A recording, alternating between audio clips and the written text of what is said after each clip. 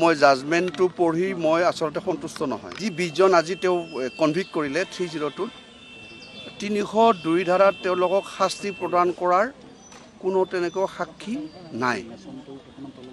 মই এটা আৰ্গুমেণ্ট কৰিছিলোঁ যে আমাৰ ইণ্টেনশ্যন টু কিল মানে মানুহক মাৰাৰ অভিপ্ৰায় নাছিল। মৰিছে সঁচা, আমি কোৱা নাই যে আমিও দুখ প্ৰকাশ কৰোঁ অভিজিত দলৰ কাৰণে, আমিও হিউমেন বিং যে আমাৰো ব্যথা জন্মে।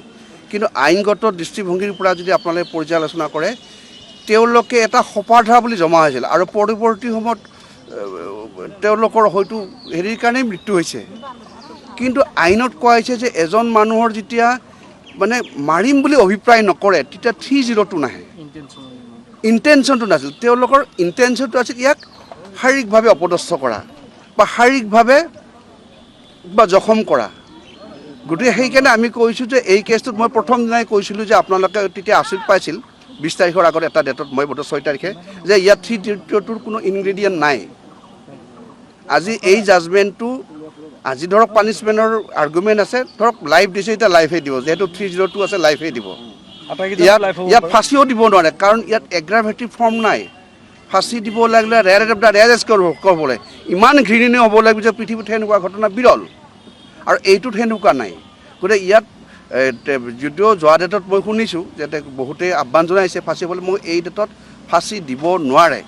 মই এইটো একেবাৰে আইনৰ দৃষ্টিভংগীৰ ভিতৰৰ পৰা কৈছোঁ, যদি কোৰ্টে কি ডিচাইড কৰে বেলেগ কথা। মোৰ এজ এ ডিফেন্স লয়াৰ মোৰ সম্পূৰ্ণ এইটো মই সাক্ষীবাদী চাই মই এইটো কৈছোঁ যে এই কেছত কোনো কাৰণত তেওঁলোকক কেপিটেল পানিছমেণ্ট বা মৃত্যুদণ্ড দিব নোৱাৰে। এই কেছত যিহেতু 302 দিছে, যিহেতু যাৱজ্জীৱন কাৰাদণ্ড হ'ব, সেইটো মই খাটাং কৈছোঁ, কাৰণ 302 তাতকৈ কম পানিছমেণ্ট দিব নোৱাৰে, যাৱজ্জীৱন কাৰাদণ্ড দিবই। কিন্তু আজিৰ আৰ্গুমেণ্টটো হ'ব যাৱজ্জীৱন কাৰাদণ্ড দিব নে মৃত্যুদণ্ড দিব, সেই ওপৰত আজি আৰ্গুমেণ্ট হ'ব। গতিকে আমি তাত 3 কেটেগৰী মানুহখিনিক ভগাই আনিছোঁ।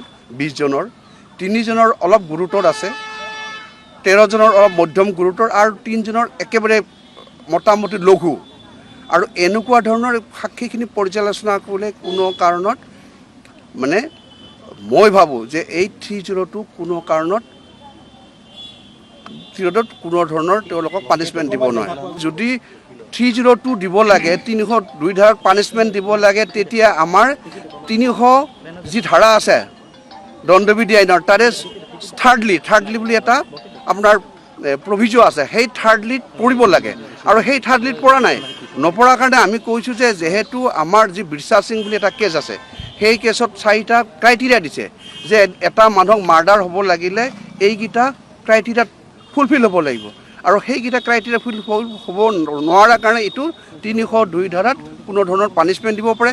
বৰ বেছি কোৰ্টে পানিছমেণ্ট দিব পাৰিলেহেঁতেন, এতিয়াতো মই সেইটো যুক্তি ক'ব নোৱাৰিম, মই এইটো হাইকোৰ্টত দিম। মোৰ বোধে কোৰ্টে যদি পানিছমেণ্ট দিব পাৰিলেহেঁতেন 304 Part 2 দিব পাৰিলে। সেইকাৰণে মই কৈছিলোঁ যে আপোনালোক কৈছিলোঁ সিদিনাখনে যে যদি পানিছমেণ্ট হয়, চবৰে পানিছমেণ্ট হ'লেও আজি সকলোৱে ওলাই যাব, কাৰণ এইটো পানিছমেণ্ট 10 বছৰতকৈ মই আশা কৰা নাছিলোঁ। পানিছমেণ্ট হ'ব, মই কোৱা নাই যে কিছুমানৰ পানিছমেণ্ট হ'ব। আজি যি 20 জনৰ পানিছমেণ্ট দিছে, হয়তো কোৰ্টে 304 Part 2 দি তেওঁলোকক 10 বছৰমান দি পেলাই পানিছমেণ্টটো দিব পাৰে, আৰু ইয়াত 302 ধাৰাৰ কোনো ধৰণৰ পানিছমেণ্ট দিয়াৰ সাক্ষীবাদী নাই।